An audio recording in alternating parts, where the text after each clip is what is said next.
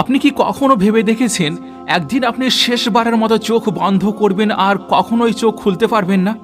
আপনি শেষবারের মতো আপনার প্রিয়জনদের কণ্ঠ শুনবেন, কিন্তু তাদের আর কোনো জবাব দিতে পারবেন না। যখন সেই মুহূর্তটি আসবে, আপনার দেহ সেখানেই থাকবে, কিন্তু আপনার আত্মা যাত্রা শুরু করবে এক অজানা জগতের দিকে। তাহলে সেই প্রথম রাত্রি কেমন হবে, আর তার পরের 40 দিনই বা কেমন কাটবে? এই ভিডিওতে আমরা প্রবেশ করব সেই রহস্যময় বারজাকের জগতে, যে জগৎ আমাদের সবার জন্য অপেক্ষা করছে। আর যিনি এই সম্পর্কে সবচেয়ে ভালোভাবে জানতেন, তিনি হলেন আমাদের প্রিয় নবী মুহাম্মদ মুস্তাফা সাল্লাল্লাহু আলাইহি ওয়াসাল্লাম। মৃত্যুর পর যা ঘটে, সেই প্রতিটি মুহূর্তকে আমরা জীবন্ত করে তুলেছি সর্বাধুনিক কৃত্রিম বুদ্ধিমত্তা প্রযুক্তির সাহায্যে, মানে এআই দ্বারা। তাহলে আপনি শুধুমাত্র ভিডিওটিতে একটু ছোট্ট লাইক করে আমাদের সঙ্গে শেষ পর্যন্ত জুড়ে থাকুন, আর জেনে নিন মৃত্যুর পরবর্তী 40 দিন কেমন কাটবে আপনার সঙ্গে। সারওয়ারে কায়নাত ইমামুল আম্বিয়া জনাবে মুহাম্মদুর রাসূলুল্লাহ সাল্লাল্লাহু আলাইহি সাল্লাম বলেছেন, প্রত্যেক প্রাণী মৃত্যুর স্বাদ গ্রহণ করবে। এখন সেই মুহূর্ত এসে গিয়েছে, যে মুহূর্ত আপনি বছরের পর বছর পিছিয়ে দিয়েছিলেন, যে মুহূর্তটিকে আপনি ভাবতেন এখন আসবে না, কিন্তু এখন সেটি আপনার সামনে। আপনার শেষ নিঃশ্বাস, আপনার জিহ্বা আর কথা বলতে পারছে না, আপনার চোখ এক বিন্দুতে স্থির হয়ে আছে, হৃদয় একবার শেষবারের মতো স্পন্দিত হয়ে থেমে গেল। ঠান্ডা ভাব পায়ের আঙ্গুল থেকে শুরু করে ধীরে ধীরে পুরো দেহ ছড়িয়ে পড়েছে। কিন্তু এটি কোনো সাধারণ ঠান্ডা নয়, এটি ইঙ্গিত দিচ্ছে যে আপনার আত্মা এখন দেহ থেকে বেরিয়ে আসতে চলেছে। হযরত দাউদ আলাইহিস সালাম মৃত্যুকে এমনভাবে বর্ণনা করেছিলেন যে যদি মৃত্যুর কষ্ট কেবল একটি চুল উপড়ানোর মতো অনুভূত হতো, তবে পর্বত সেই যন্ত্রণায় মাটির নিচে ধসে যেত। এছাড়াও বর্ণিত হয়েছে যে মুসা আলাইহিস সালাম বলেছেন, মৃত্যুর মুহূর্তটি এমন যেন এক জবাইকারীর হাতে জীবন্ত ভেড়ার চামড়া ছেঁড়া হচ্ছে। ঠিক সেই সময় আত্মা টানতে শুরু করা হয়, প্রথমে পা থেকে, তারপর হাঁটু, তারপর পেট, তারপর বুক, আর সর্বশেষে গলা পর্যন্ত এসে পৌঁছায়। আল্লাহ রাব্বুল আলামিন সূরা আল ওয়াকিয়ায় বলেছেন যে যখন প্রাণ গলায় এসে পৌঁছায়, সেই মুহূর্তে সমস্ত যন্ত্রণা একত্রিত হয়। পুরো দেহে মনে হয় যেন একসঙ্গে হাজার হাজার ছুরি চলছে। প্রতিটি কোষ যন্ত্রণায় চিৎকার করছে, যেন কোনো চুলকে গোড়া থেকে টেনে বের করা হচ্ছে। হাদিস সমূহে এসেছে, আত্মা শুরুতে দেহে প্রবেশ করতে চায়নি, তাই তার বেরিয়ে যাওয়াও কঠিন করে দেওয়া হয়েছে। ঠিক সেই সংগ্রামের মুহূর্তে আপনার পাশে উপস্থিত হয় এক অদৃশ্য অন্ধকার সত্তা। সে আর কেউ নয়, শয়তান। যে অভিশপ্ত সত্তা সারা জীবন আপনাকে বিপদে নেওয়ার চেষ্টা করেছে, সে ফিরে আসে শেষবারের মতো।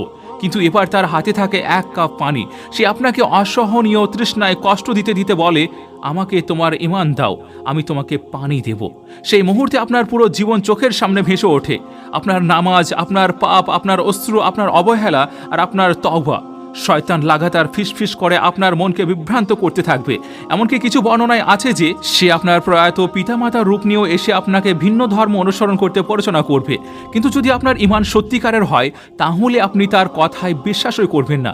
তবে যদি আপনি জীবনের সন্দেহে ভুগে থাকেন, যদি কখনো আপনার ঈমানকে মজবুত না করে থাকেন, তাহলে আপনি সহজেই শয়তানের ফাঁদে পড়ে যাবেন এবং মৃত্যুর মুহূর্তে ইসলাম ত্যাগ করবেন।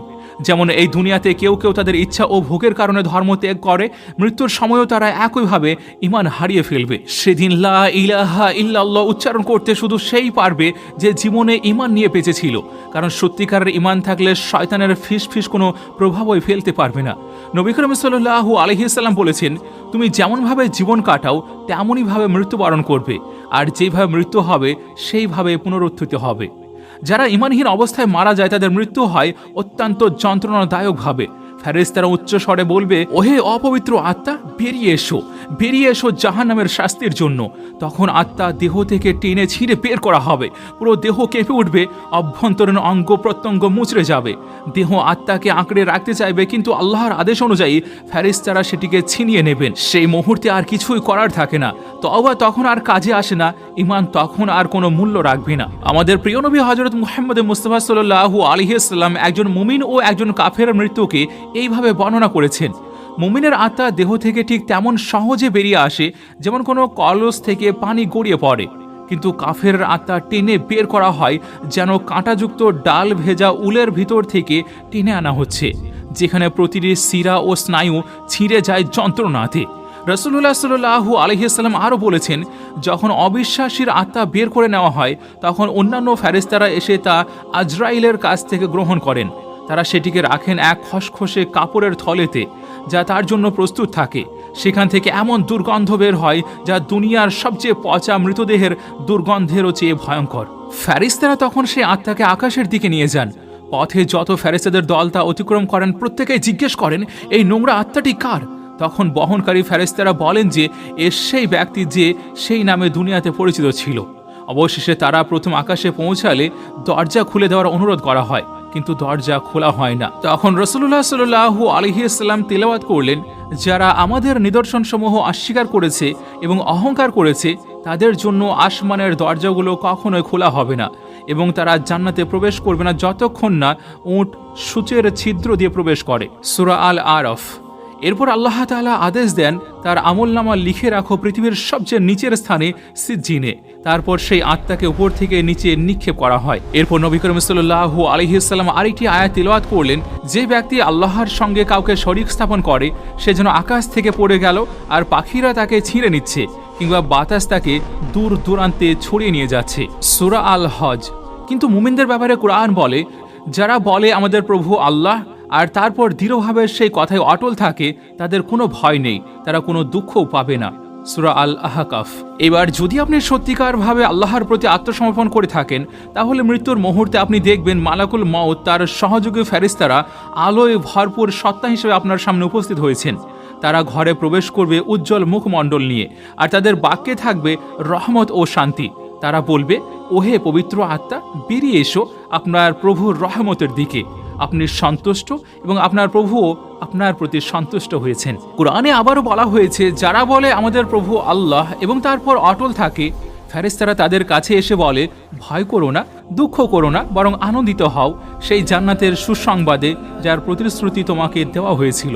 সূরা ফুসিলাত। তারপর ফেরেশতারা মুমিনের আত্মাকে সূক্ষ্ম সাদা রেশমে মুড়িয়ে জান্নাতি সুগন্ধিত করে আকাশের দিকে নিয়ে যান। তারা যখন ফেরেশতাদের কোনো দলের পাশ দিয়ে যায়, তারা জিজ্ঞেস করে, এই সুন্দর আত্মাটি কার? তখন ফেরেশতারা জবাব দেয়, সেই বান্দা যার জন্য দুনিয়ায় সবচেয়ে সুন্দর উপাধি ও প্রশংসা ব্যবহার করা হতো।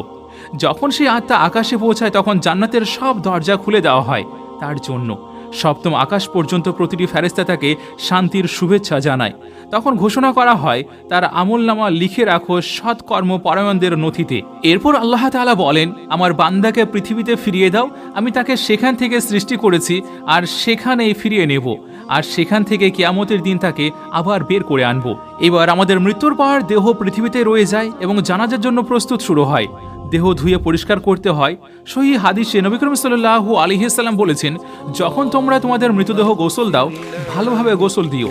আমাদের চোখে দেহটি নিথর মনে হলেও এটি একসময় আত্মার বাসস্থান ছিল, এবং মৃত্যুর পরও আত্মা কোনো এক রহস্যময় বন্ধনে এর সঙ্গে যুক্ত থাকে। আর সেই সংযোগ এত গভীর যে গোসলের প্রতিটি ছোঁয়া, প্রতিটি পানির ফোঁটা, প্রতিটি নড়াচড়া আত্মা অনুভব করে, যা জীবিত মানুষ উপলব্ধি করতে পারে না। যেমন অজুর আগে ধাপে ধাপে শরীর পরিষ্কার করা হয়, তেমনই মৃতদেহকেও ধাপে ধাপে ধোয়া ও শ্রদ্ধার সঙ্গে ধোয়া হয়। আর আত্মা সব কিছু দেখছে। আপনি দেখতে পান কে সত্যি আপনার জন্য কাঁদছে, কে আপনাকে সত্যিকারের ভালোবাসত, আর কে কেবল আনুষ্ঠানিকতার জন্য এসেছে। সবই আপনি বুঝতে পারেন তখন। তারপর আপনাকে সেলাইবিহীন সাধারণ সাদা কাফনে জড়িয়ে দেওয়া হয়। আপনি সেই ছিলেন যিনি একসময় পোশাক বেছে নিতে ঘন্টার পর ঘন্টা ব্যয় করতেন। এখন মোড়ানো রয়েছেন এক টুকরো সাধারণ কাপড়ে, সবচেয়ে সরল অথচ জীবনের সবচেয়ে অর্থবহ পোশাকটিতে। আপনার জানাজা সম্পন্ন হয়, মাটির গন্ধ আপনার অনুভূতিতে মিশে যায়। আপনার জানাজার কাফন ধীরে ধীরে মাটির নিচে নামানো হয়। কবর তৈরি হয় ঠান্ডা, অন্ধকার, সংকীর্ণ। এটাই আপনার নতুন বাসস্থান। এরপর কফিন খোলা হয় আর আপনাকে ধীরে ধীরে কবরে নামিয়ে দেওয়া হয়। প্রথম মুঠো মাটি আপনার উপর পড়ে, তখন আপনিও শুনতে পারেন, কিন্তু কেউ আর আপনাকে শুনতে পায় না। ধীরে ধীরে সবাই চলে যায়, পায়ের শব্দ মিলিয়ে যায় নীরবতায়। গত রাতে আপনি ঘুমিয়েছিলেন উষ্ণ বিছানায়, আর আজ রাত্রিতে আপনি শুয়ে আছেন ঠান্ডা মাটির বুকে, দুটি পাথরের মাঝে পৃথিবীর নীরব কোলে। কবর কেঁপে ওঠে, তার দেওয়ালগুলো ফেটে যায়, আর তখন উপস্থিত হয় দুজন ভয়ঙ্কর ফেরেশতা, মুনকার ও নাকির। তাদের চোখ থেকে বিদ্যুতের মতো ঝলক বের হয়, আর কণ্ঠস্বর বজ্রের মতো গর্জে ওঠে। তাদের চুল মাটিতে স্পর্শ করে, আর তারা আপনার সামনে দাঁড়িয়ে থাকে বিশাল দৈত্যের মতো।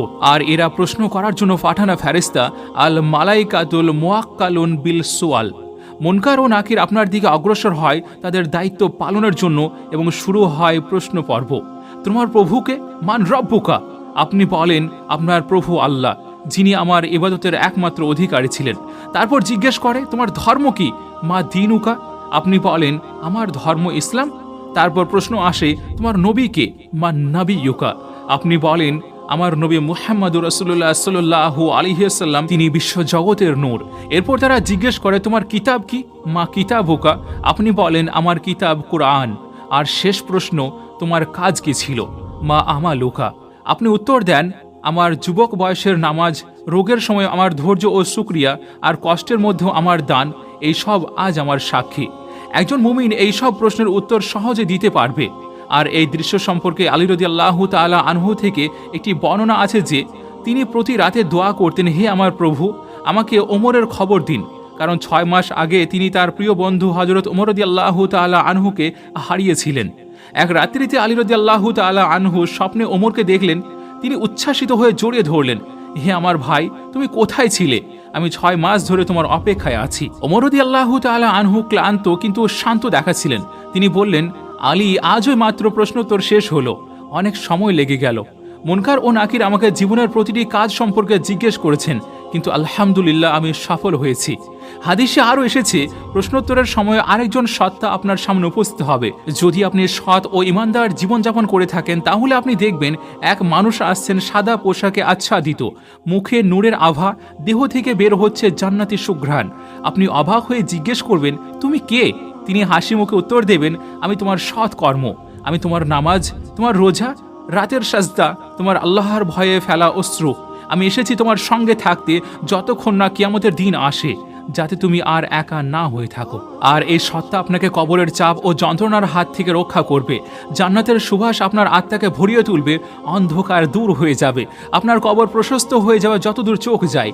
সেখানে আর কোনো ভয় থাকবে না, কোনো কষ্ট থাকবে না, শুধুই প্রশান্তি আর শান্তি। যদি আপনি সঠিকভাবে প্রশ্নগুলোর উত্তর দিতে পারেন তবে জান্নাতের একটি জানালা আপনার জন্য খুলে দেওয়া হবে।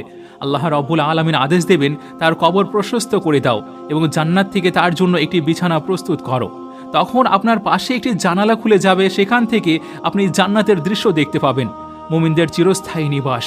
আপনার হৃদয় প্রশান্তিতে ভরে উঠবে আর আপনি সেই দৃশ্যের দিকে তাকিয়ে থাকবেন কিয়ামতের দিন পর্যন্ত। আর আপনি যখন বারজাকের বাগানগুলোর একটিতে বিশ্রাম নিচ্ছেন তখন আপনি এক মধুর কণ্ঠ শুনবেন, তোমার জন্য জান্নাত, তোমার জন্য আমার সন্তুষ্টি, আমি কখনো তোমার প্রতি রুষ্ট হব না।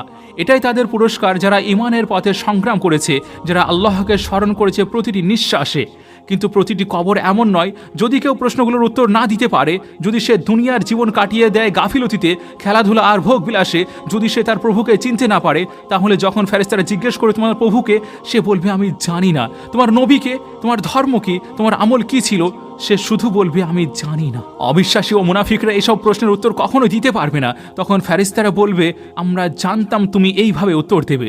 তারপর কবর সংকীর্ণ হয়ে যাবে, মাটি তাদের হাড়গুলোকে এমনভাবে চেপে ধরবে যে পাঁজরের হাড় একে অপরের সঙ্গে মিশে যাবে। নিচের ভূমি পরিণত হবে অন্ধকারের শাস্তির জায়গায়। জাহান্নামের দরজা খুলে দেওয়া হবে তাদের জন্য, তারা সেই শাস্তি দেখতে পাবে যদিও তারা তখনও কবরে আছে। জাহান্নামের আগুনের উত্তাপ ও দুর্গন্ধ তাদের হৃদয় ছুঁয়ে যাবে। কবরের চারিদিক থেকে মাটি তাদের চেপে ধরবে। যখন পৃথিবী তাদের জন্য সংকীর্ণ হয়ে উঠবে তখন আর কোনো রহমত অবশিষ্ট থাকবে না। রাসূলুল্লাহ সাল্লাল্লাহু আলাইহি ওয়াসাল্লাম বলেছেন, কবর তাকে এমনভাবে চেপে ধরবে যতক্ষণ না তার পাঁজর একে অপরের সঙ্গে মিশে যায়। মুনকার ও নাকিরের চোখ বিদ্যুতের মতো ঝলসে উঠবে, তাদের কণ্ঠ বজ্র ধ্বনির মতো গর্জে উঠবে, তাদের দাঁত বন্য ষাঁড়ের শিংয়ের মতো তীক্ষ্ণ হবে, তাদের উপস্থিতি আত্মাকে ভয়ে কাঁপিয়ে দেবে। এই ফেরেশতারা হাসে না, তাদের মধ্যে কোনো দয়া নেই, কারণ আপনি নামাজ বিলম্ব করেছেন, ঈমানকে তুচ্ছ ভেবেছেন। এখন তারা শাস্তি বাড়িয়ে দেয়। কবরের মাটি আগুনে পরিণত হয়, আগুন কবরকে ঘিরে ধরে, ধোঁয়ায় বাতাস ভরে যায়, মানুষ চিৎকার করে ওঠে, কিন্তু আজ কোনো পালানোর পথ নেই। তারপর কবরের ভিতরে প্রবেশ করে আরেকটি সত্তা, ভয়ঙ্কর মুখ, নোংরা পোশাক, দুর্গন্ধে ভরা দেহ। মৃত ব্যক্তি ভয়ে জিজ্ঞেস করে তুমি কে?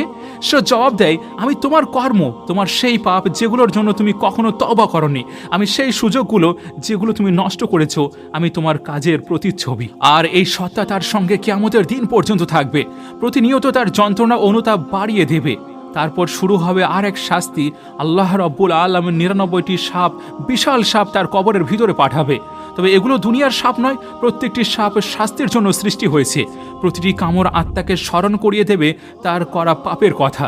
রাসূলুল্লাহ সাল্লাল্লাহু আলাইহি ওয়াসাল্লাম বলেছেন, যদি ওই সাপগুলোর মধ্যে কেবল একটি সাপের দাঁত পৃথিবীতে স্পর্শ করত, তবে কিয়ামতের দিন পর্যন্ত সেই ভূমিতে কিছুই জন্মাতো না। আর এই সাপগুলো তাদের শাস্তি দিতে থাকবে নিরবচ্ছিন্নভাবে যতক্ষণ না শেষ সময় না এসে যায়।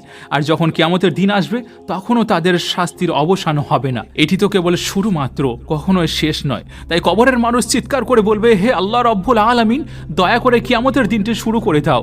কারণ তখন সে বুঝতে পারে এখন পর্যন্ত সে যা ভোগ করছে তা ছিল কেবল শুরু মাত্র।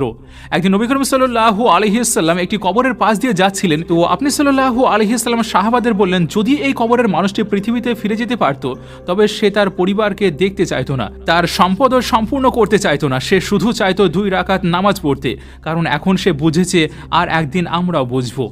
যায়েদ ইবনে সাবিত রাদিয়াল্লাহু তাআলা আনহু বর্ণনা করেন, আমরা একবার আল্লাহ রাসূলের সঙ্গে বানু নাজ্জারের এক বাগানে গিয়েছিলাম। আপনি সাল্লাল্লাহু আলাইহি ওয়াসাল্লাম তখন একটি বাহনের উপর ছিলেন।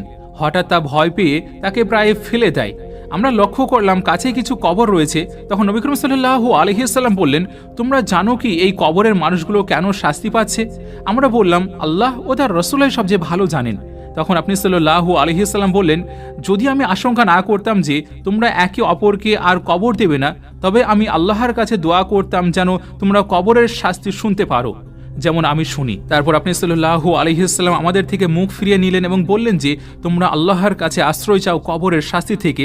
আর তিনি এটি 3 বার পুনরাবৃত্তি করলেন। সেই মুহূর্তে আর কোনো বন্ধু, ভাই, মা, বাবা, সন্তান কেউ ওই পাশে থাকবে না। আর ঠিক তখন সত্য স্পষ্ট হয়ে ওঠে, এই দুনিয়া আপনার আসল জীবন ছিল না, আসল বাস্তবতা এখন থেকে শুরু হচ্ছে। দুনিয়া ছিল কেবল এক পর্দা, আর কবর সেই পর্দার পিছনের মঞ্চ, যা অনন্ত জীবনের প্রথম দরজা। এখন আসুন কবরের সবচেয়ে রহস্যময় দিকটির দিকে, বারজাখের জগৎ। আমরা যখন কবরের কথা ভাবি, সাধারণত মাটির নিচের এক অন্ধকার গর্তের কথা কল্পনা করি। কিন্তু যেমন স্বপ্নের সঙ্গে আপনার বিছানার কোনো সম্পর্ক নেই, তেমনি কবরের আসল বাস্তবতাও সেই মাটির সঙ্গে সম্পর্কিত নয়, যেখানে দেহটি শয়িত আছে। কবর বা বারজাখ আসলে এক করিডোর, 2টি জগতের মধ্যবর্তী এক পথ। এটি সেই সেতু যার মধ্য দিয়ে আমরা পরকালের জীবনে প্রবেশ করি।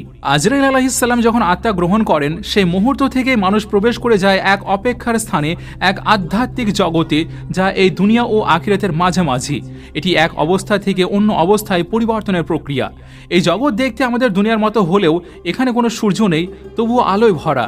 এটি দুনিয়ার চেয়ে বিস্তৃত, উজ্জ্বল এবং শান্তিময়। আর হ্যাঁ, মৃতেরা আমাদের সব শব্দ শুনতে পারে, তারা প্রতিটি শব্দ শুনতে পায়, এমনকি যারা কবর থেকে সরে যাচ্ছে তাদের পায়ের আওয়াজ পর্যন্ত। আমরা এটি জানি বদরের যুদ্ধ থেকে। যুদ্ধ শেষ হলে নবী করিম সাল্লাল্লাহু আলাইহি ওয়াসাল্লাম অবিশ্বাসীদের কবরের পাশে গিয়ে বললেন, আবু জাহেল, উতবা, শাইবা, ইবনে আবি মুআইত, তোমরা কি এখন সত্য পেয়েছো যে আল্লাহ ও তার রসুল তোমাদের প্রতিশ্রুতি দিয়েছিলেন? আমি তো আমার প্রভুর প্রতিশ্রুতির সত্যতা পেয়েছি। ওমর রাদিয়াল্লাহু তাআলা আনহু অবাক হয়ে বললেন, হে আল্লাহ রসুল, আপনি কি মৃতদের সঙ্গে কথা বলছেন? নবী করিম সাল্লাল্লাহু আলাইহি ওয়াসাল্লাম উত্তরে বললেন, তারা তোমার চেয়ে ভালো শুনতে পাচ্ছে, কিন্তু তারা জবাব দিতে পারছে না। তাহলে মৃতরা কি একে অপরের সঙ্গে কথা বলতে পারে? আব্দুল্লাহ ইবনে মুবারক রাহমাতুল্লাহ আলাইহির বর্ণনা অনুযায়ী, যখন একজন মুমিন আত্মা বারজাগে প্রবেশ করে, তখন অন্য মুমিন আত্মাগুলো এসে তাকে অভ্যর্থনা জানায়। তারা জিজ্ঞেস করে, তুমি কোথা থেকে এলে? তুমি কে? দুনিয়া এখন কি ঘটছে? নতুন আগন্তুক তখন জিজ্ঞেস করে, আমার সেই বন্ধু কোথায়? সে তো আগেই মারা গিয়েছিল, সে কি এখানে নেই? যদি তারা তার নাম চিনতে না পারে, তারা বলে দেয় যে না, আমরা তাকে দেখিনি। তখন সে বুঝতে পারে, যদি সে তোমাদের মধ্যে না থাকে তবে নিশ্চয়ই সে সিজ্জিনে আছে, অন্ধকারে বন্দী, একা। কিন্তু যদি আত্মাটি একজন মুমিনের হয়, তাহলে সে তার পরিবার ও প্রিয়জনের সঙ্গে মিলিত হয়, যারা আগে মৃত্যুবরণ করেছে। এই জগতে তারা শান্তিতে থাকে, খায়, পান করে, পরস্পরের সঙ্গে সাক্ষাৎ করে, কথা বলে, সম্পর্ক বজায় রাখে। আরও বিস্ময়কর বিষয় হলো, কিছু বিশেষ আত্মা কখনো কখনো জীবিত প্রিয়জনদের সঙ্গে যোগাযোগ করতে পারে, বাস্তবে বা স্বপ্নে। আরেক বর্ণনা অনুযায়ী, যদি মৃত কেউ কারোর স্বপ্নে আসে, সেটি হলো রুয়া সাদিকা, অর্থাৎ সত্য স্বপ্ন, যা বারজাক থেকে পাঠানো এক বার্তা। এর মানে হলো আত্মাগুলো আলমুল মিথাল বা চিত্রলোকের জগতে ভ্রমণও করতে পারে। তাই যখন আপনি আপনার প্রয়াত পিতা, মাতা, সন্তান বা প্রিয়জনকে স্বপ্নে দেখেন, জেনে রাখুন সেটি সাধারণ স্বপ্ন নয়, বরং এক সত্যিকারের সাক্ষাৎ, বারজাকের দুনিয়া থেকে আপনার জন্য পাঠানো এক শান্ত বার্তা। আপনি যাকে স্বপ্নে দেখেন, তিনি প্রকৃতপক্ষে তার আত্মা, রূহ, যা রুহানি জগৎ থেকে আপনাকে দেখতে আসে। নবী করিম সাল্লাল্লাহু আলাইহি ওয়াসাল্লামের সবুজ পাখি সম্পর্কিত হাদিস অনুযায়ী ব্যাখ্যাকার সাইদ নুরসি বলেন, জান্নাতবাসীদের আত্মাগুলো বারজাকের জগতে সবুজ পাখির উপর আরোহণ করে আর জান্নাতের বাগানগুলোতে অবাধে বিচরণ করে। কিছু আলিম বলেন, এমনকি আপনি যখন কারোর কবর জিয়ারত করেন তখনও হতে পারে যে সেখানে শায়িত আত্মাটি কোনো এক আকারে উপস্থিত থাকে এবং আপনার কথা শুনছে। উদাহরণস্বরূপ, আপনি যদি আপনার মায়ের কবর জিয়ারত করেন, তার জন্য দোয়া করেন, কুরআন তিলাওয়াত করেন, আর হঠাৎ পাশের গাছ থেকে কোনো পাখি গান গেয়ে ওঠে, তাহলে কে জানে হয়তো সেই পাখির পিঠে তার আত্মায় এসেছে আপনার সঙ্গে দেখা করতে। এক বর্ণনা এসেছে, উম্মে হানি রাদিয়াল্লাহু তাআলা আনহা, যিনি হযরত আলীর বোন ছিলেন, তিনি নবী করিম সাল্লাল্লাহু আলাইহি সাল্লামকে জিজ্ঞেস করলেন, হে আল্লাহর রাসূল, আমরা যখন মারা যাব তখন কি একে অপরকে দেখতে ও সাক্ষাৎ করতে পারবো? নবী করিম সাল্লাল্লাহু আলাইহি সাল্লাম উত্তর দিলেন, আত্মা তখন পাখির আকার ধারণ করে জান্নাতের ফল খায়, আর যখন কিয়ামতের দিন আসবে তখন প্রতিটি আত্মা তার দেহে ফিরে যাবে। আরেক সাহাবী জিজ্ঞেস করলেন, হে আল্লাহর রাসূল, মৃতরা কি একে অপরকে চিনবে? তিনি উত্তরে বললেন, হ্যাঁ, তারা একে অপরকে চিনবে, যেমন এক গাছের ডালে বসা পাখিরা একে অপরকে চিনে ফেলে। অতএব আমাদের প্রিয়জনেরা আমাদের ছেড়ে চিরতরে চলে যায় না, তারা কেবল অল্প দূরে বারজাকের এক স্টেশনে অপেক্ষা করছে, কিন্তু তাদের সময় অনেক দ্রুত চলে, আমাদের তুলনায় অনেক দ্রুত। আমাদের মৃত্যু কিংবা তাদের মৃত্যু কোনোটিই চূড়ান্ত নয়।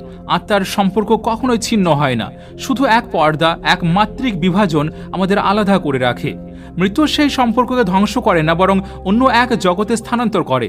আল্লাহ যাদের অনুমতি দেন তারা কখনো কখনো এই পৃথিবীতেও আবির্ভূত হতে পারে, সৎরূপে নেককারদের মাঝে হেঁটে বেড়াতে পারেন। রাসূলুল্লাহ সাল্লাল্লাহু আলাইহি সাল্লামের সময় এক যুবক ছিল বানু সালি গোত্রের। সে মৃত্যুবরণ করলে তার শোকার্ত মা নবীর কাছে এসে বললেন, হে আল্লাহর রাসূল, আমাদের গোত্রের মানুষ একের পর এক মারা যাচ্ছে, আমি কি তাদের মাধ্যমে আমার ছেলে বিশকে সালাম পাঠাতে পারি? নবী করিম সাল্লাল্লাহু আলাইহি সাল্লাম বললেন, হ্যাঁ, সেই সত্তার কসম যার হাতে আমার প্রাণ, মৃতরা একে অপরকে চিনে থাকে, তারা মিলিত হয় ঠিক যেমন এক ডালে বসা পাখি। সেই দিন থেকে যখন ওই বানু সালি গোত্রের কেউ মৃত্যুর কাছাকাছি আসতো, তাদের আত্মীয়রা তার পাশে দাঁড়িয়ে বলতো, দয়া করে আমার সালাম পৌঁছে দিও আমার ছেলে বিশের কাছে। সুতরাং যারা তাদের প্রিয়জনদেরকে হারিয়েছেন তারা এটা মনে রাখুন, আপনি যেন এক রেল স্টেশনে অপেক্ষা করছেন, আর যাকে আপনি ভালোবাসেন সে কেবল এক স্টেশনে আগে চলে গিয়েছে, সেখানে কোনো সিগন্যাল নেই, তাই আপনি এখন তার সঙ্গে যোগাযোগ করতে পারছেন না, এই পর্যন্তই। কিন্তু সে অপেক্ষা করছে আপনার জন্য, ইনশাআল্লাহ। আর হ্যাঁ, তাদের সঙ্গে এখন আপনার সংযোগ রয়েছে। আপনি যে সৎ কর্ম করেন, যে দান করেন, বিশেষ করে ধর্মের জন্য যে কোনো আমল করেন, তা তাদের কাছে পৌঁছে যায়। আর যখন তা পৌঁছায় তারা আনন্দিত হয়, তারা খুশি হয়, তারা এখনো ভাবে, আমার ছেলে কেমন আছে, আমার মেয়ে কি বিয়ে করেছে, আমার পরিবার কেমন আছে। একজন বিখ্যাত আলেম সুফিয়ান সাউরির এক আত্মীয়র একটি ঘটনা বর্ণনা করেন। যখন আমার পিতা মারা গেলেন আমি গভীর শোকে ডুবেছিলাম। প্রতিদিন আমি তার কবর জিয়ারত করতাম, কিন্তু সময়ের সাথে সাথে আমি কম যেতে শুরু করি। একদিন আমি কবরের পাশে বসেছিলাম, তো হালকা ঘুম এসে গেল। স্বপ্নে দেখলাম কবর খুলে গিয়েছে আর আমার পিতা কাফনের মধ্যে বসে আছেন। তখন আমি কান্না শুরু করলাম। তিনি বললেন, বাবা, তুমি এখন আর আমাকে দেখতে আসো না কেন? জানো, যখন তুমি প্রায় আসতে আমি শান্তি পেতাম, আর যখন তুমি দোয়া করতে শুধু আমি নয় বরং এই কবরস্থানের আশেপাশের আত্মারাও আনন্দিত হতো। তাহলে কি কি কাজ কবরের মানুষের জন্য শান্তি বয়ে আনে এবং কারা কবরের ভিতরে নিশ্চিন্তে বিশ্রাম নিতে পারে? নবী করিম সাল্লাল্লাহু আলাইহি সাল্লাম বলেছেন, শহীদের জন্য আল্লাহ রাব্বুল আলামিনের কাছে 6টি পুরস্কার রয়েছে। প্রথমত, মৃত্যুর পূর্বেই তার সব গুনাহ মাফ করে দেওয়া হয়। দ্বিতীয়ত, সে মৃত্যুর সঙ্গে সঙ্গে জান্নাতে তার অবস্থান দেখতে পায়। তৃতীয়ত, তাকে কবরের শাস্তি থেকে রক্ষা করা হয়। চতুর্থত, কিয়ামতের দিনের ভয়াবহতা থেকে নিরাপদ রাখা হয়। পঞ্চমত, তার মাথায় মর্যাদার মুকুট পরানো হবে, যার একটি রুবি দুনিয়া ও এর সমস্ত কিছুর চেয়ে উত্তম। এবং ষষ্ঠত, তাকে জান্নাতের 72 হুর দান করা হয় এবং সে তার পরিবারের 70 জন সদস্যের জন্য আল্লাহর কাছে সুপারিশ করতে পারবে। কিন্তু যারা শহীদদের চেয়েও উচ্চ মর্যাদার অধিকারী তারা হলেন আলেম বা জ্ঞানী ব্যক্তিরা। রাসূলুল্লাহ সাল্লাল্লাহু আলাইহি সাল্লাম বলেছেন, কিয়ামতের দিনে আলেমদের কলমের কালি শহীদদের রক্তের সঙ্গে ওজন করা হবে, আর আলেমদের কালি হবে অধিক ভারী। আরেক হাদিসে নবী করিম সাল্লাল্লাহু আলাইহি সাল্লাম বলেন, মানুষের মৃত্যুর পর তার আমলের খাতা বন্ধ হয়ে যায়, তবে 3 জনের খাতা খোলাই থাকে। একজন যিনি দান করেন এমন কিছু যা চলমান থাকে, সদকায়ে জারিয়া।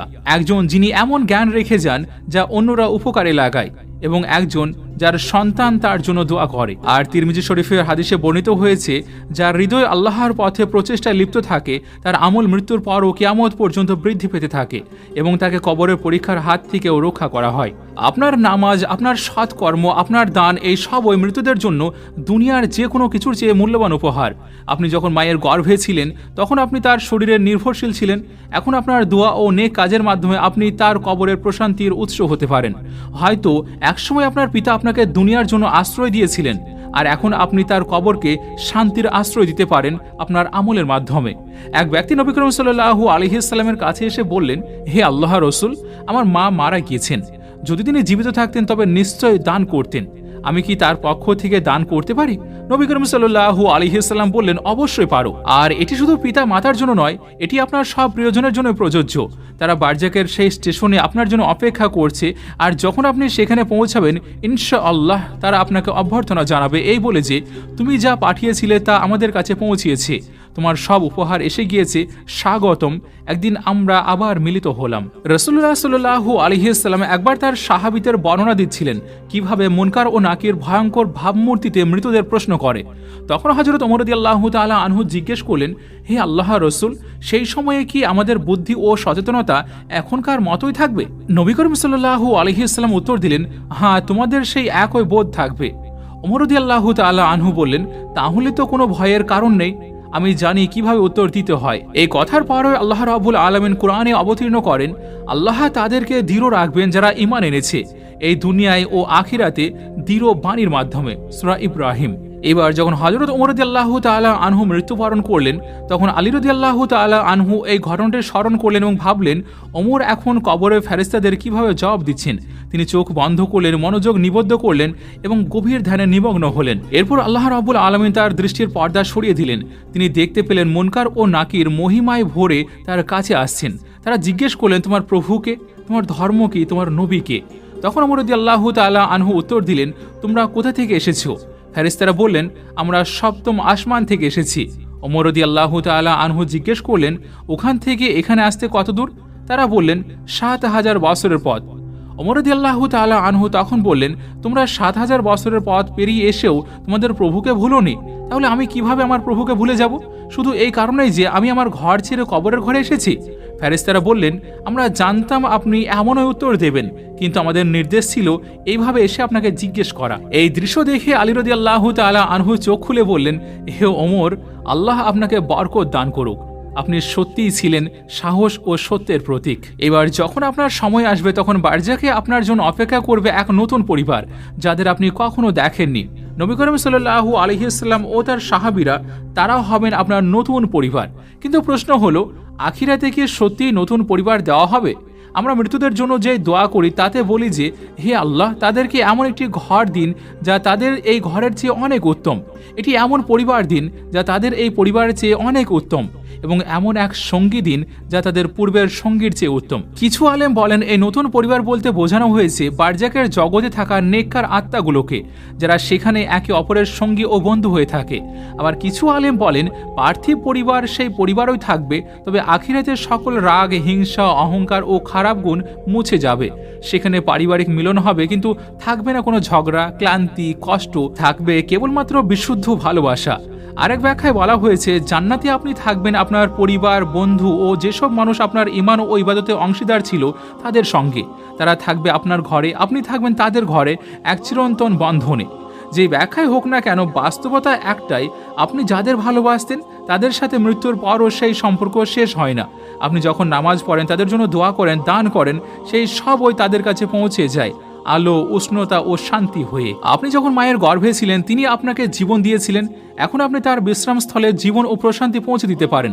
হয়তো এক সময় আপনার পিতা আপনাকে একটি ঘর দিয়েছিলেন দুনিয়ায়, তো এখন আপনি আপনার আমলের মাধ্যমে তার কবরকে সুন্দর করে তুলতে পারেন। এটাই তারা আপনার কাছ থেকে চায়। কিন্তু মনে রাখবেন, মানুষের ইন্দ্রিয় সীমিত, আমরা সবকিছু দেখতে, শুনতে বা অনুভব করতে পারি না। এক ঈগল মানুষের চেয়ে ৮ গুণ দূরের জিনিস দেখতে পারে, এক মৌমাছি অতি বেগুনি আলো দেখতে পারে, বিড়াল অন্ধকারের সূক্ষ্মতম নড়াচড়া বুঝতে পারে, কুকুর কিলোমিটারের দূর থেকে গন্ধ শনাক্ত করতে পারে। আল্লাহ তাআলা মানুষকে নিখুঁত ভারসাম্যের ইন্দ্রিয় দিয়েছেন, যতটা প্রয়োজন ঠিক ততটাই।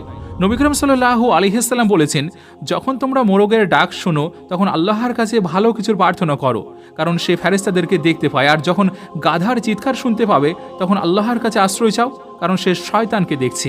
আপনি সাল্লাল্লাহু আলাইহি ওয়াসাল্লাম আরও বলেছেন, কবরের শাস্তির শব্দ সব প্রাণী শুনতে পায়, শুধু মানুষ ও জিন ছাড়া। আল্লাহ আমাদের করুণার কারণে এই শব্দগুলো থেকে বঞ্চিত করেছেন, কারণ আমরা তা সহ্য করতে পারতাম না। কল্পনা করুন, যদি আমরা কবরের আর্তনাদ শুনতে পেতাম, কেউ ওই টিকে থাকতে পারত না এই পৃথিবীতে, আর জীবন অসহনীয় হয়ে উঠত। আল্লাহ রাব্বুল আলামিন তার রহমতে আমাদের দৃষ্টিশক্তি, শ্রবণ শক্তি ও অনুভূতি সীমাবদ্ধ করে রেখেছেন। যতটা আমরা সহ্য করতে পারি ঠিক ততটাই। নবী করিম সাল্লাল্লাহু আলাইহি ওয়াসাল্লাম আরও বলেছেন, আল্লাহকে লজ্জা করো যেমন তুমি তোমাদের মধ্যে সবচেয়ে ধার্মিক ব্যক্তির সামনে লজ্জা করতে, কারণ কেউ তোমার দিকে তাকিয়ে থাকলে নিশ্চয়ই তোমার আচরণ বদলে যাবে, তাই না? অথচ আল্লাহ রাব্বুল আলামিন সবসময় তোমার দিকে তাকিয়ে আছেন। তাই মনে রাখুন, আপনার জীবনের প্রকৃত দর্শক মানুষ নয়, আল্লাহ রাব্বুল আলামিনই। আর আপনার চারপাশে ফেরেশতারা আছেনই, তারা দোয়া করছে, আপনাকে সহায়তা করছে। আবার শয়তানও আছে যে আপনাকে বিভ্রান্ত করতে চায়। আপনার হৃদয় সেই অদৃশ্য মঞ্চে যেই দিক বেছে নেয়, সেটাই আসলে আপনি কে তা নির্ধারণ করে দেয়। দেখুন, রূহ বা আত্মা হলো দেহের প্রকৃত সত্তা। আর হ্যাঁ, রূহের একটি গন্ধ আছে। কেউ নবী করিম সাল্লাল্লাহু আলাইহি ওয়াসাল্লামকে জিজ্ঞেস করেছিলেন যে ফেরেশতারা কিভাবে জানে কার ইচ্ছা ভালো আর কারটা খারাপ। তিনি বলেছিলেন, যখন কেউ ভালো উদ্দেশ্য করে তখন তার রূহ থেকে মেশকের মতো সুগন্ধ ছড়ায়, আর যখন সে খারাপ ইচ্ছে করে তখন তার রূহ থেকে দুর্গন্ধ নির্গত হয়। এমনকি পৃথিবীও এটা অনুভব করে। কুরআনুল কারীমে আল্লাহ রাব্বুল আলামিন বলেন, আকাশ ও পৃথিবী তাদের জন্য কাঁদেনি, কিন্তু একজন মুমিনের মৃত্যুর পর 40 দিন পর্যন্ত পৃথিবী তার জন্য কাঁদে, কারণ তিনি দুনিয়ায় কল্যাণের ছাপ রেখে গিয়েছিলেন। নবী করিম সাল্লাল্লাহু আলাইহি ওয়াসাল্লাম একবার এক দুষ্ট আত্মার দুর্গন্ধ বর্ণনা করার সময় নাক ঢেকে ফেললেন, কারণ তা অসহনীয় ছিল। কিন্তু যখন কোনো মুমিনের রূহ আসমানের পথে ওঠে, ফেরেশতারা জিজ্ঞেস করে এই সুন্দর গন্ধ কোথা থেকে আসছে।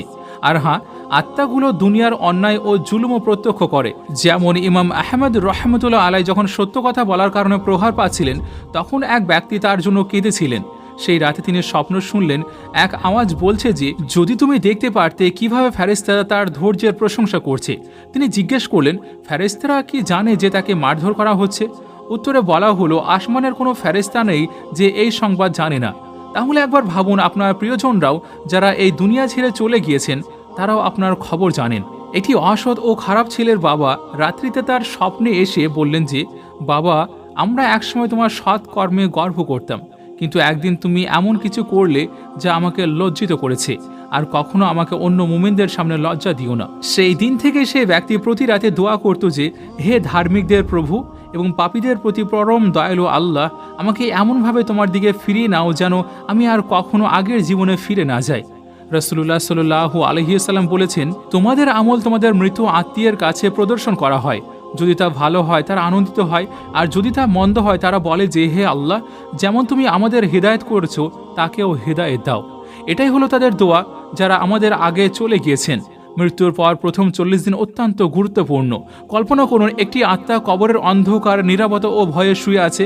হঠাৎ ফেরেশতারা এসে বলে, তোমার ছেলে তোমার জন্য নামাজ পড়েছে, তোমার মেয়ে তোমার নামে দান করেছে, কেউ তোমার শেখানো জ্ঞান অনুযায়ী কাজ করছে। তখন মনে হয় যেন জ্বলন্ত মাটিতে শীতল বৃষ্টির ফোঁটা পড়ছে। ভয় কমে যাচ্ছে, কবর আলোকিত হচ্ছে, আত্মার উপর শান্তি নেমে আসছে। তাই জীবন শেষ হলেও এই কাজগুলো আত্মাকে মনে করিয়ে দেয় তার উত্তরাধিকার এখনও বেঁচে আছে। এই 40 দিন কোনো কুসংস্কার নয়, এটি এক স্মরণ যে আত্মার সঙ্গে দুনিয়ার সম্পর্ক হঠাৎ ছিন্ন হয় না। আত্মা যখন বারজাকের জগতে স্থিত হয়, তখন তার পরিবারের দোয়া ও স্মরণ সবচেয়ে কার্যকর প্রভাব ফেলে। এই কারণে বহু মুসলিম পরিবারের মৃত্যুর পর 40 দিন ধরে কোরআন তিলাওয়াত করে থাকেন, দোয়া করেন, দান করেন। কারণ এই জন্যই নয় যে তার আত্মা ঘুরে বেড়াচ্ছে, বরং আত্মা তখন রহমতের প্রয়োজনীয় অবস্থায় থাকে। এই 40 দিনের ভিতরে জীবিতদের জন্য আছে এক গভীর শিক্ষা। একদিন আমরাও সেই কবরের ভিতরে শুয়ে থাকব, অপেক্ষা করব কেউ যেন আমাদের কথা ভাবে, আমাদের জন্য দোয়া করে, আমাদের পক্ষ থেকে কোরআন তিলাওয়াত করে বা দান করে। কারণ মৃত্যু এসে গেলে আমলের খাতা বন্ধ হয়ে যায়। তখন আর কেউ নিজের জন্য নামাজ, রোজা বা দান করতে পারবে না। কিন্তু আল্লাহর দয়া অসীম। তিনি মৃত্যুর পরও 3টি দরজা খোলা রেখেছেন: চলমান দান, সদকায়ে জারিয়া, উপকারী জ্ঞান, আর এমন এক ধার্মিক সন্তান যে তার জন্য দোয়া করে। এগুলো মৃতদের জন্য মুক্তির দরজা আর জীবিতদের জন্য দায়িত্ব। কিন্তু এই কাজ শুধু 40 দিনেই থেমে থাকা উচিত নয়। যখনই আমরা তাদের কথা মনে করি, আমাদের উচিত তাদের জন্য দোয়া, কুরআন তেলাওয়াত ও সবের উপহার পাঠানো। রাসূলুল্লাহ সাল্লাল্লাহু আলাইহি সাল্লাম বলেছেন, কবর জিয়ারত করো, কারণ তা তোমাদের মৃত্যুর কথা স্মরণ করিয়ে দেয়। আর জেনে রাখুন, কবরের মধ্যে শায়িত মানুষের জন্য কুরআন হলো সবচেয়ে মূল্যবান উপহার। আল্লাহর বাণীগুলো শুধু শব্দ নয়, এগুলো আলো বহন করে, যা রহমতের মতো কবরের উপর নেমে আসে। নবী করিম সাল্লাল্লাহু আলাইহি সাল্লাম বলেছেন, সূরা আল মুলক পাঠ করা মানুষকে কবরের শাস্তি থেকে রক্ষা করে। তাহলে ভাবুন, যে ব্যক্তি দুনিয়ায় প্রতিদিন রাতে সূরা মুলক পাঠ করত, এখন সে কবরের ভিতরে বিশ্রামে আছে, আর সে সূরার আলো ও সুরক্ষা তাকে ঘিরে রেখেছে। এটাই আল্লাহর প্রতিশ্রুতি।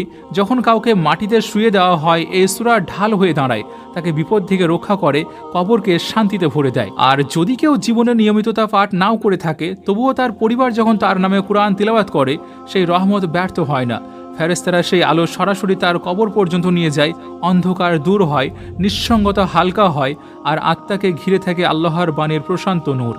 অনেক মুসলিম পরিবারে কেউ মারা গেলে সূরা ইয়াসিন পাঠ করা হয়।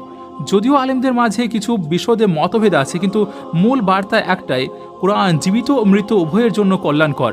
জীবিতদের জন্য এটি স্মরণ ও শিক্ষা, মৃতদের জন্য এটি উপহার। কারণ কবরের ভিতরে দুনিয়ায় আর কিছুই পৌঁছাতে পারে না, না ধন সম্পদ, না মর্যাদা, না সাফল্য, কিন্তু কোরআনের শব্দ পৌঁছিয়ে যায়, আর তা হয়ে ওঠে অমূল্য বরকত। মুমিনের জন্য এটি যেন আগুনের উপর ঠান্ডা পানির মতো, আর পাপীর জন্য এটি এক কোমল ঔষধ, যা অনুশোচনাকে প্রশমিত করে। কোরআনের প্রতিটি আয়াত যেন এক একটি আলো, যা কবরের অন্ধকারকে দূর করে দেয়। ভাবুন, সূরা আল ফাতিহা যা প্রতিটি মুসলিম মুখস্থ করে রাখে, মৃতের জন্য এটি পাঠ করা মানে তার হৃদায়তের রহমত ও আশা কামনা করা। আর সূরা আল ইখলাস ছোট হলেও তাওহীদের ঘোষণা পূর্ণ আছে। একে আন্তরিকভাবে পাঠ করলে মৃত্যুর আত্মার জন্য পাহাড় সময় সব পৌঁছিয়ে যায়। মৃত্যুর পরের প্রথম 40 দিনে আত্মা যখন তার নতুন স্থানে অভ্যস্ত হচ্ছে, তখন তার নামে কোরআন পাঠ করা যেন এক খালি ঘরে আসবাব রাখার মতো, যা উষ্ণতা, শান্তি ও সঙ্গ এনে দেয়। কোরআনের সৌন্দর্য হলো এটি সময়ের সীমায় আবদ্ধ নয়। কেউ যদি পাপপূর্ণ জীবনও যাপন করে থাকে, তবুও আন্তরিকভাবে তার নামে কোরআন পাঠ করলে তার জন্য উপকারী হয়, কারণ আল্লাহর দয়া তার ক্রোধের চেয়ে অনেক বড়। এই কারণে আলেমরা বলেন, কখনো থেমে যেও না, কবরকে নীরব হতে দিও না। তোমরা কোরআনের আলো পাঠাও তাদের জন্য, কারণ প্রতিটি বর্ণ এক একটি আলো, আর প্রতিটি আয়াত এক একটি রহমত, আর প্রতিটি সূরা একটি সুরক্ষার ঢাল। যখন কোনো দুষ্ট মানুষ কবরের ভিতরে প্রবেশ করে, তার সামনে এক পর্দা সরিয়ে দেওয়া হয়। তাকে বলা হয়, দেখ, এগুলোই ছিল তোর আকাঙ্ক্ষা, ধন, মান, খ্যাতি। তুই আমার উদ্দেশ্যকে উপেক্ষা করেছিলি, আর এখন দেখ তুই কি হারিয়েছিস। তারপর জান্নাতের এক ঝলক দেখানো হয়, যা সে পেতে পারত কিন্তু হারিয়েছে, আর সেই দৃশ্যই হয়ে ওঠে তার জন্য সবচেয়ে বড় শাস্তি। তারপর আরেকটি পর্দা খোলা হয়, সে দেখে যে তার সম্পদ, তার বাড়ি, তার দুনিয়ার পরিশ্রম সব এখন অন্যদের দখলে। মানুষ আজ খাচ্ছে ও পান করছে সেই সম্পদ থেকে, যা আপনি নিজের জন্য জমিয়ে রেখেছিলেন, যে অর্থ আপনি আল্লাহর পথে ব্যয় করেননি, যেই জাকাত আপনি আটকে রেখেছিলেন, যেই দান আপনি দিতে অস্বীকার করেছিলেন। আজ আপনার দেহ মাটির নিচে পোকামাকড়ে ক্ষয় হচ্ছে, আর আপনার সন্তানরা ভোগ করছে সেই সম্পদ যা আপনি রেখে গিয়েছিলেন। অথচ আপনি দাঁড়িয়ে আছেন একা সেই সমস্ত কিছুর হিসাব দিতে। একটি আওয়াজ শোনা যায়, তোমার কিছুই তোমার সঙ্গে রইল না, বরং আরও দেখো তুমি কি হারিয়েছ, জান্নাত। আপনি দুনিয়ার ক্ষণস্থায়ী জিনিসগুলোর জন্য কি ত্যাগ করেছিলেন? আপনি অমরতার বদলে নষ্ট ব্যবস্থাকে বেছে নিয়েছিলেন। আপনার প্রকৃত সম্পদ ছিল আপনার জীবনকাল, আর যদি আপনি তা আল্লাহর পথ থেকে দূরে কাটিয়ে দেন, তাহলে অবশিষ্ট আর কি বেঁচে থাকে? তাই যারা বিলাসিতায় জীবন কাটায় কিন্তু উদ্দেশ্য ভুলে যায়, তাদের দেখে ঈর্ষা করবেন না। যত ক্ষমতাবান হোক, যতই ধনী হোক না কেন, কবর সকলকে সমান করে দেয়। সেখানে কেবল আমল ও ঈমানই গুরুত্ব পায়। আল্লাহ রাব্বুল আলামিন আমাদের সেই সব মানুষের অন্তর্ভুক্ত করুন, যারা কবরের দিকে প্রবেশ করবে শহীদদের মতো, যারা মৃত্যুর কষ্ট বা মৃত্যুর মাতাল অবস্থার যন্ত্রণা পাবে না। ভাবুন, যদি রাসূলুল্লাহ সাল্লাল্লাহু আলাইহি ওয়াসাল্লাম আজ আমাদের কাজকর্ম দেখতেন, তবে তিনি আমাদের সম্পর্কে কি বলতেন? আখিরাতে প্রবেশ করা যেন এক অভিনেতার মঞ্চ থেকে বিদায় নেওয়ার মতো। বহু বছরের অভিনয় শেষে সেই দর্শকদের সঙ্গে যুক্ত হওয়া, যারা সবসময় আপনাকে দেখেছিল, কিন্তু সেই দিন আসার আগে নিজেকে প্রশ্ন করুন, ফেরেশতারা কি আপনার উপর গর্ব করেছে, নাকি শয়তানরা আপনাকে নিয়ে গর্ব করেছে? যদি নবী করিম সাল্লাল্লাহু আলাইহি ওয়াসাল্লাম আপনাকে দেখতেন, তিনি কি বলতেন? যখন আপনার পরিবার যারা কবরের নিচে আছে আপনার খবর শুনে, তারা কি আনন্দিত হয় নাকি দুঃখিত হয়? এই উত্তরটি এখনোই লেখা হচ্ছে আপনার প্রতিটি নিঃশ্বাসে, প্রতিটি সিদ্ধান্তে, প্রতিটি পদক্ষেপে। তাই নামাজকে পিছিয়ে দেবেন না, তওবা দেরি করবেন না। যদি কাউকে জড়িয়ে ধরতে চান এখনোই ধরুন। যদি কোনো হৃদয় ভেঙে দিয়ে থাকেন এখনোই মেরামত করুন। যদি আপনি আল্লাহ থেকে দূরে সরে গিয়ে থাকেন এখনোই ফিরে আসুন, কারণ আগামীকালই হয়তো আপনার শেষ দিন হতে পারে। এখন আসুন আমরা সকলে মিলে একটি দোয়া করি। ইয়া রব্বুল আলামিন, আমাদের ইমানের সঙ্গে বাঁচার এবং ইমানের সঙ্গে মৃত্যুর তৌফিক দিও। আমাদের শেষ বাক্য লা ইলাহা ইল্লাল্লাহু মুহাম্মাদুর রাসূলুল্লাহ সাল্লাল্লাহু আলাইহি ওয়াসাল্লাম হোক। আমাদের কবরের অন্ধকারে একা ফেলে দেবেন না, আমাদের কবরকে আলো ও শান্তিতে ভরিয়ে দিন। আর আমরা আপনাকে একটি তরুণ হৃদয়ের কথা মনে করিয়ে দিই, বাস্তব জীবন শুরু হয় কবর থেকে। তাই এই দুনিয়ার জীবন এমনভাবে কাটান যেন সেই সত্যটি কখনো ভুলে না যান। সেদিন আপনার কত দীর্ঘ জীবন কাটলো তা নয়, বরং কেমন জীবন কাটালেন সেটাই আসল বিষয় হবে। এখনোই আপনার আমল নির্ধারণ করছে আপনার কবর কেমন হবে। আপনি আল্লাহকে সন্তুষ্ট করে মৃত্যুবরণ করবেন নাকি তার অসন্তুষ্ট নিয়ে বিদায় নেবেন। আপনার কবর হবে জান্নাতের বাগান নয়তো জাহান্নামের একটি গর্ত। আপনি আজ যেভাবে জীবনযাপন করছেন সেটাই ঠিক করছে আপনি কেমন মৃত্যুবরণ করবেন আর কবরের ভিতরে কি অপেক্ষা করছে আপনার জন্য। আর তারপর এক দীর্ঘ নীরব অপেক্ষার পর এক শব্দ কাঁপিয়ে দেবে সমগ্র সৃষ্টিকে, এমন এক শব্দ যা আগে কখনো শোনা যায়নি। এটাই হবে সমগ্র অস্তিত্বের সবচেয়ে মহৎ ঘটনা, কিয়ামতের দিন। সর্বশেষে আপনার কাছে অনুরোধ রইল, যদি আপনি এই ভিডিও থেকে নতুন কিছু বা ভালো কিছু শিখতে পারেন তাহলে অবশ্যই এটি আপনার ফ্যামিলি এবং প্রিয়জনের মাঝে অবশ্যই শেয়ার করবেন। আর যদি আপনি এই চ্যানেলে নতুন আসেন তাহলে চ্যানেলটিও অবশ্যই সাবস্ক্রাইব করে রাখবেন। আপনাদের সঙ্গে আমি নাহিদ, আমাদের সঙ্গে জুড়ে থাকার জন্য শুকরিয়া।